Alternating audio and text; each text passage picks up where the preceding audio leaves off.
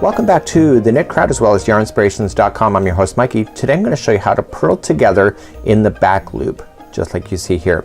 So this is normally an interesting thing. So with purling, you normally just make sure that yarn is in front first and then you're going in like so. But working with the back loop is different. You cannot go in it from this point of view. So let's just reverse and pull back out. So let's just reverse the review a back loop only first. So to do a back loop, we come into that same stitch and pick it from behind and come forward like this, and then we just wrap and going through. But if you want to put two together, we have to do the same concept, but we have to put two stitches together instead. So instead of just collecting one, okay, with the back loop, we're going to collect two.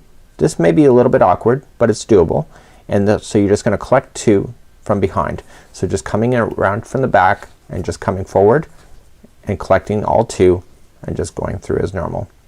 Okay, so those two are just going to become one here on the back side as you see coming through. So you see that there's one, there's two here.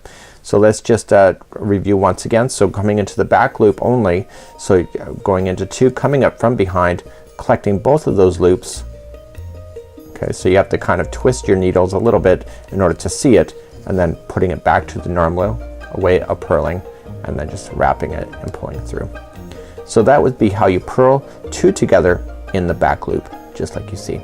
Until next time, I'm Mikey on behalf of Yarnspirations as well as the Knit Crowd. Stay tuned for more free patterns and ideas. We'll see you again real soon. Bye bye.